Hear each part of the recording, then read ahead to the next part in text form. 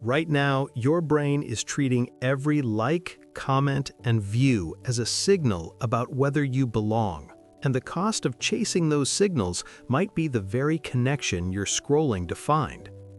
Here's the part that changes everything. You can see this machinery working in real time.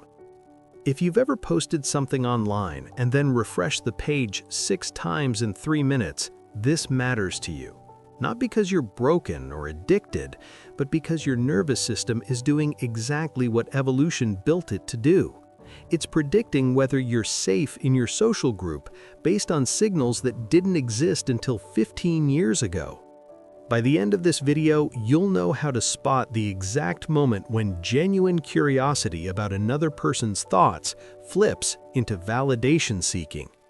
You'll understand the specific neural pattern that makes a notification feel urgent, and you'll walk away with one testable method to recalibrate your prediction engine without deleting a single app. This isn't about quitting social media, it's about fixing the glitch by understanding the difference between the signal and the noise, so you can choose which one you're listening to. The next few minutes will reframe how you interpret every ding, every number, and every quiet moment when you reach for your phone. Your brain doesn't experience the present, it experiences its best guess about what's coming next. Every second, you're running silent calculations. Will this conversation go well? Is this person trustworthy? Am I valued in this group? For most of human history, these guesses relied on direct social feedback, facial expressions, tone of voice, physical proximity.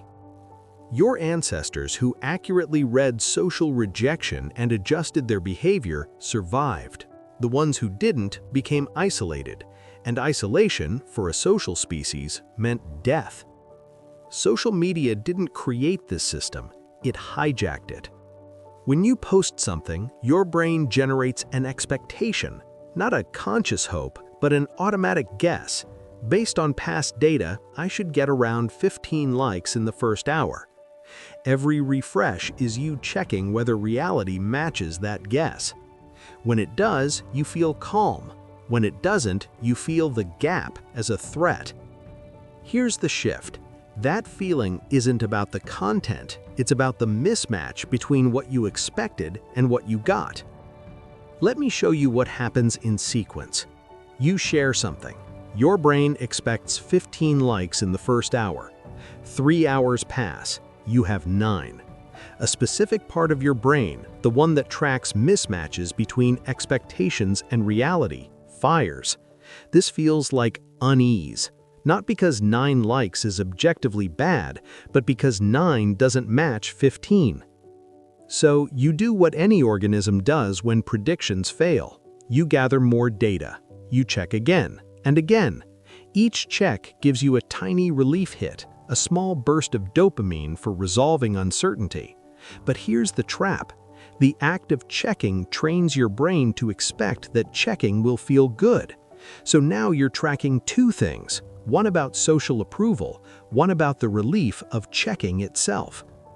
This is how validation seeking becomes self-reinforcing. You're not weak. You're running an ancient survival program in an environment it wasn't designed for. But there's something deeper happening here, something your brain is struggling with that most people never notice, and once you see it, you can't unsee it. Genuine connection happens when you're curious about someone else's internal world without needing them to validate yours. Validation seeking happens when you're monitoring their reaction to you to confirm a story you're telling yourself about your worth. They feel similar. Both involve other people. Both can happen on social media, but your nervous system processes them differently. When you comment on someone's post because you genuinely want to understand their perspective, your prefrontal cortex lights up. You're in exploration mode. Time feels expansive. You notice details. You ask follow-up questions. When you comment because you want them to notice you, like your comment or reply, your amygdala gets involved. You're in evaluation mode. Time feels urgent. You rehearse what you'll say. You check whether they responded. Here's the diagnostic. Genuine connection doesn't need an outcome. Validation seeking collapses without one. Think about the last time you sent a message to a friend just to share something funny. No agenda. If they didn't reply for 2 days, you probably didn't think about it. Now think about the last time you commented on someone's story hoping they'd see you as clever or supportive. That one you checked, maybe multiple times. Same action, different nervous system state. Pause for a second. The algorithm knows the difference too. Platforms track something called dwell time, how long you linger on a piece of content. If you're genuinely engaged, you read slowly. You might even forget to scroll. If you're validation seeking, you scan fast, looking for your name, your handle, your notification. The algorithm doesn't care why you're doing either. It just optimizes for whichever pattern keeps you on the platform longer. And this is where everything inverts. You can't tell whether other people are genuinely connecting with you or just seeking validation from you, because you've been trained to respond to both the same way. When someone likes your post, you feel seen, but you can't know whether they paused and actually absorbed what you said, or whether their thumb just auto-tapped because engagement is currency and they're banking goodwill for when they post next. When someone comments, "This is so relatable," you feel validated, but you don't know if they're genuinely building on your idea or performing relatability to signal alignment to their followers who might be watching. This isn't cynicism, it's mechanics. On a platform where every interaction is visible and quantified, it becomes rational to optimize for the appearance of connection rather than the substance. And here's the hidden cost. The more you rely on these signals to confirm your worth, the less you trust your own internal gauge of whether a conversation mattered. You stop asking, "Did that exchange leave me more curious?" and start asking, "Did that exchange make me look good?" Your brain does this because it's trying to help. It evolved to predict social threat.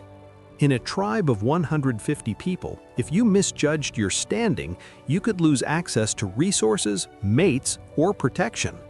So your ancestors developed exquisitely sensitive threat detectors, a sideways glance, or excluded from a hunting party. These were life or death signals. Social media takes that detector and floods it with data. Thousands of microsignals per day. Your brain tries to process them the way it would process tribal feedback. It predicts, low engagement means I'm being rejected. It feels like social threat. It triggers the same stress response as actual ostracism. But here's the reality. Most online interactions aren't signals about you. They're artifacts of someone else's attention economy. Someone didn't like your post? Maybe they were in line at the grocery store and their thumb slipped. Maybe the algorithm didn't show it to them. Maybe they were validation seeking on their own feed and didn't register yours. The signal-to-noise ratio is so low that your prediction engine can't extract reliable information anymore. So it defaults to the safest bet. Assume the worst, check obsessively, try to control the outcome. Here's what happens when you're locked in that loop. You're at dinner with a friend. They're telling you about a problem at work. Your phone buzzes. You don't check it, but your brain allocates processing power to predicting what the notification might be. Part of you is running a simulation. Is it a reply, a like, a DM? Meanwhile, your friend is still talking. You're nodding, but you're not fully there. This is the trade. Every prediction cycle your brain runs in the background. What did that notification mean? Should I check? What if it's important? Is computational capacity you're not using to be present with the person in front of you. And your friend can feel it. Not consciously maybe, but their nervous system detects the difference between someone who's tracking them and someone who's tracking their phone. This is how validation seeking doesn't just steal your attention, it degrades the quality of the connection you're physically in, which makes you feel more isolated, which makes you seek more validation online. The spiral tightens. Every time you check and find a notification, you get a small dopamine hit. Not pleasure, relief. Your prediction was correct, the uncertainty resolved. But here's what most people miss. You also get a hit when you check and find nothing. Why? Because checking itself resolves the uncertainty. Your brain predicted two outcomes, notification or no notification. Either way, the act of checking closes the loop. So your nervous system learns checking feels good regardless of the result. This is why turning off notifications doesn't always help. Your brain still predicts they might be there, so you check manually. The behavior persists even after you've removed the trigger. The solution isn't to eliminate the urge, it's to retrain the prediction engine to expect a different outcome and to tolerate the gap between prediction and reality without collapsing into checking. And that's exactly what happens next. Here's what you're going to test for the next 7 days. Turn off like count visibility on platforms that allow it. Remove all push notifications. And when you feel the urge to check, pause for 10 seconds and name what you're predicting. Let me break that down. Trigger. You feel the urge to open an app or refresh a page to check engagement. Action. Before you do, take 10 seconds. Out loud or in your head, complete this sentence. I'm predicting that if I check right now, I'll feel relieved because I'll know people saw my post. Or maybe, I'm predicting that if I check right now, I'll feel anxious because the number might be lower than I expected.